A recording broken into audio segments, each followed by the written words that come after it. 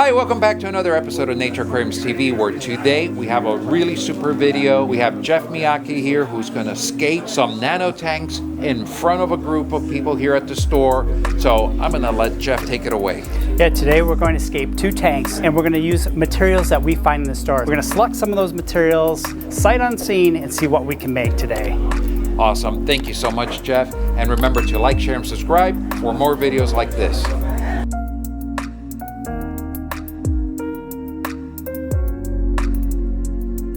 So we want our fishes to be active, right? We don't want just the fish just sitting here doing nothing. We want them to be out there exploring all the nooks and crannies, interacting with each other and the environment. So this would be a fantastic scape alone. You go by the tank, go there, pick a nice stone that just works. And the thing is, it's not gonna stay, is it? So we can do a couple of things. We can actually glue this stone using super glue to the bottom of the aquarium. So if we put glue here, that stone here, it's not pulling, right? It'd be shearing force, weak. So eventually our stone's probably gonna fall over. So we don't wanna do that. Our other option is to get another stone and use it to prop it up. Now this one's obviously way too big. You can see I have the hammer, and you get the idea. So we can prop it up. And then we can use the super glue to tack the 2 stones together to prevent, sliding in the tank or twisting, that kind of motion. So it'll hold it in place. How many think I should to this stone? Henry, look away. How many think I should reduce the size of the stone? I think we should reduce the size. Okay. Anyone else? Yes. Okay. So I'm gonna take it easy on Henry. Normally I would just throw the box down here and give it a tap. I'm gonna take this outside, okay? You're welcome to join me. If you noticed, it has all of these textures running this direction, right? See them all? That's where we want to split it. If we try splitting this way, we're going to just get chunks. What we want to end up with is long pieces, and they'll be intricate if I don't screw it up.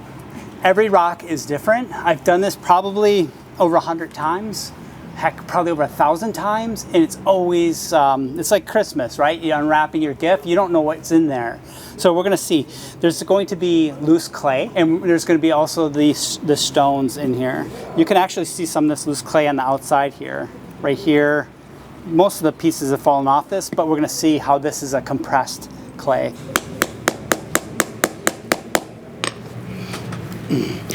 Now, this is not coming apart very well, and that's in our favor. That means we're going to get some really nice shapes versus like when we were starting these. Now we're going to save these. These are gold. These are Aquascaping gold nuggets. They allow us to prop, like when we had the big stone in there, we could have used something as small as this to keep that stone up. Glue this wedge onto the bigger piece, and it's going to stay. And then it's got the flat end here, which sat nicely in the bottom of the tank. So these are the gold, and we can use these for our details, fill in holes, the support, all that stuff. So the great thing about these is they're super light. And I think he sells by the pound. Take all the breath. Let's see what we got. Not too small.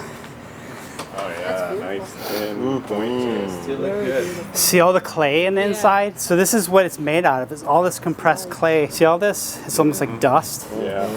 Yeah, it's interesting, isn't it? We need to rinse all this off. We'll see if we can get somebody to do this for us because we don't want all this dust in the tank. And then here's the other pieces that we got. Nice. We can use those too. Those are awesome. They're beautiful. You're not going to find this in the bin. No. That's good. Yeah. I like that one. Nice See, shape. so Oka stone here. Beautiful. Look at even this one. Yeah. So you're not going to get these in the bin. You won't find them. You have to make them. So normally I'll start placing stones right on the aquarium glass. And the reason I do this is I know then they're going to be solid. If I put them on our substrate, our sand or our soil, it's going to potentially shift. Something this small, I'm not too worried, right? I mean, what's the worst that could happen? Just a little bit. In a bigger tank like this, you're darn right, I want to put it right on the glass because the weight of that stone is going to be immense on that soil. This here is what we'll be using for our plants. This is called aquasoil. Is everyone familiar with aquasoil? You want me to go through it? Just, I see some nodding yes, some nodding no. This is from Waza. This is called Scaper soil. This is one I really love. It is ideal for growing plants in your aquariums. It creates the environment that the plants need to thrive. There's a lot of science that goes into why that is, but if you're setting up a planted tank, do not skip the soil. There's other ways to do it without using a product like this. You can get dirted soils and mineralize them and put sand caps on them. It's a mess. It's, I wouldn't say completely repeatable. Whereas this, if you use a product like this, it's clean, you can scape it, you'll see me moving it around. It's gonna last. It's just as ideal as any other type of soil, but it's repeatable. It's gonna create a great environment every single time. So as much as we took off this stone and reduced it, it's still huge for this tank, right? It's just kind of cool. So when I place these stones, I want to keep it looking natural. And to do that, I want to line these up. So these lines, right, and it came from one stone. So these lines that you see in the stone, we want to keep those lined up. But we can kind of warp them, so we can do all sorts of things with, keep staying true to that, right? We can't do this. This is the only thing we can't do. So that's our only rule of laying the stones down. So aquascaping is easy. I don't know how much you've heard about aquascaping. There's all these rules and stuff that aquascapers throw at people and stuff. This is the only rule I have. Don't do this. This looks terrible. Everyone agree? Yeah? Okay. So when we're making these aquascapes, we want to create a big impression. And to create a big impression, this isn't going to cut it when it's straight up and down typically. And the reason being is we're creating no shadow work. So everything is illuminated the same from the light from above. As soon as we start tipping things, it creates shadows, like a sundial, right? Showing the time. So in this one, we're going to attempt to do some tipping, okay? So I'm thinking about also maintenance of the tank, how the fish are going to swim, where this filter is going to be. Okay, so I need someone to hand me some stones. Hand me that little one in that bucket. Thank you, Amy. Now, did you see how I used that gold nugget? Did you see how quickly that stabilized it? Yeah, gold nuggets. So we could add more, and I think we're going to add some more of these little chips over here. This is what we call a triangular layout. It is the most basic aquascaping layout available to us. Triangles, for whatever reason, look good. I don't know why, so we'll leave it at that. What doesn't look good is blocks, square, rectangular blocks. Yet we use them to build all of our buildings. But they're very non-natural, they're very man-made, and maybe that's why they create such a disconnect from putting them in a tank like this. So if you notice, when we broke this stone, first of all, it kind of was triangular shaped, maybe more cone shaped, but triangular leaning. I guess cone is three-dimensional triangle. So when we split it, and we split it long ways, we're going to naturally get these triangular feeling pieces. So this stone, that's one of the reasons this stone is so popular. How long did that take me, y'all? Minus the breaking of it. 10 minutes. 10 minutes while talking, right? Anybody can do this? What do y'all think? You could do this?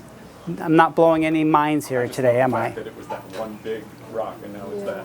So in this one here, we're going to have plants in the back, and in the front we're going to put cosmetic sand. And when I place sand, I'm going to show you a trick.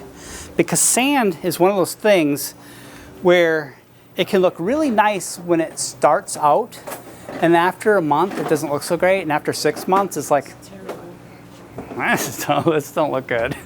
Okay, so I'm going to show you my secret to that. So what I'm doing is it's building this three-dimensional depth, but it's also making a barrier between our soil and our sand, which will be important in a little bit. You'll see why.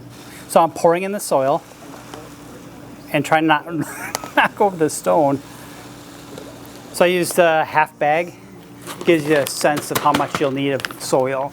This will create the right environment for your plants. If you skip this, you're going to struggle with plants. You just are. So have soil. Even if it's not aqua soil, you got to have soil. Cheap paintbrush is the best soil mover. You can get it out of the nooks and crannies. If like I put some up in here, I can knock it out. And I can flatten it out. and see where I need to add more soil. See, now we have blowout here, right? That's no good. So all I do is sweep that under the carpet. This isn't my tank. No, for real, this is what I do. So I'll sweep this back so that you can't see it in the front. And I'll get as much as I can. And if there's some that are gonna really bother me, like these guys right in front, that's where this comes in, the magnet. So this stuff is, yeah, patent pending. So where this is mined, the soils are rich in iron, very rich in iron, to the point where magnets work on it effectively. So keeping your soil and your sand is not hopeless if you have shrimp, because shrimp's job in life is to move this soil to right here in your sand. What do y'all think so far? Are you enjoying yourselves? Yeah. I'm glad. This is all fun. If it's not fun, why are we here, right? So this obviously is leans towards nature, but what we're recreating, there's really no inspiration, right? It's just pretty. And that's okay, because we do us, right? We do whatever we want to do. Trick with the sand. Thin to win, right? Contest guy, thin to win. So what we're going to do is we're going to make just a thin layer in the front here, all the way across. Do you see how this goes all the way? It's such a small tank. It's such a small slice of nature. If I made like this part, the aqua soil, like over here, and like, so I could have filled this all up here with aqua soil, because I'm going to say plant it. It chops it up, and it's so small already. What am I doing? It's got to be cohesive. So this is one of the ways we can make it feel very complete, right? And then we want it very thin in the front. So I'm going to sweep this back. And what this allows us to do is to get any type of mulm or detritus in the sand out very easily in our weekly maintenances. Very easy. We could do this during a water change. Okay, sand's clean. That's it, right? Your sand will stay white. It will stay this color. I promise. If you have your stuff dialed in, your plants are healthy, that little bit of maintenance will keep your sand clean. And the excess sand I just push back. So it's okay to slope it as you go backwards. Now we have what I call detritus traps. Here's one, the stone and the sand. There's an area where things can collect. So we'll have the flow in here. And I never put this in. I can't believe you all didn't bust me. So what we could do is we could put it here and then plant behind it. In front of it. So we'll put plants in front of it so it'll disappear. And now our light and these two cords line up.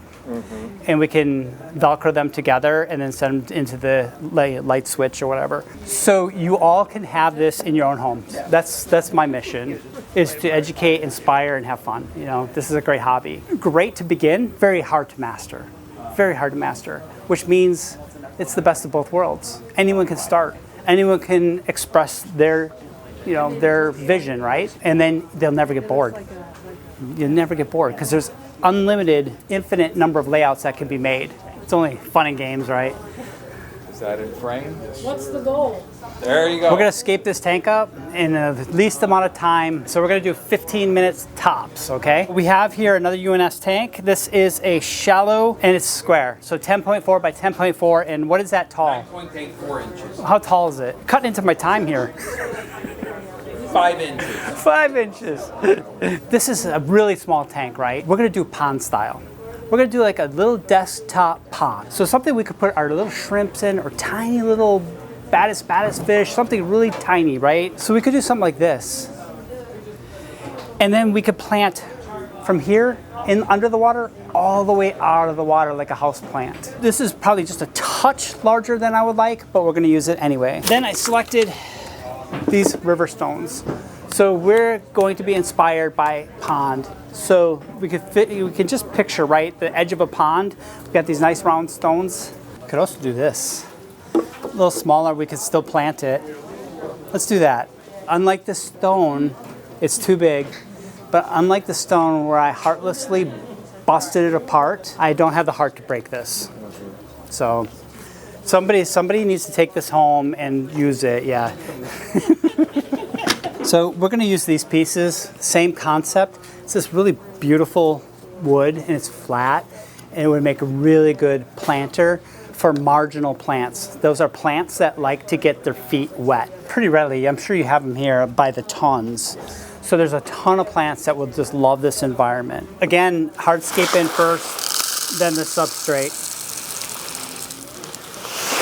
And we're going to use the same substrate.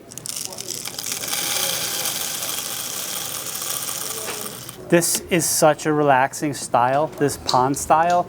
It's great for your desks, your tables, that kind of thing, because you don't need really a stand because it's so light. It really is a great style. This really is a serene feeling once it's planted. The plants would crawl up from this corner all the way up here, and then your fish can swim all the way around. So they'll disappear and then they'll come out here and play and feed and stuff.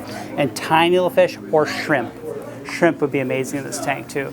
And it creates such a serene Zen feeling. It's hard to describe. But I've seen this style done many times, and it's called shallow pond style. Thank you all. Thank you. You're great audience. I always have the brightest audiences. You guys are so smart. Feel free to take a look. I'm gonna put these away and I'll be right back.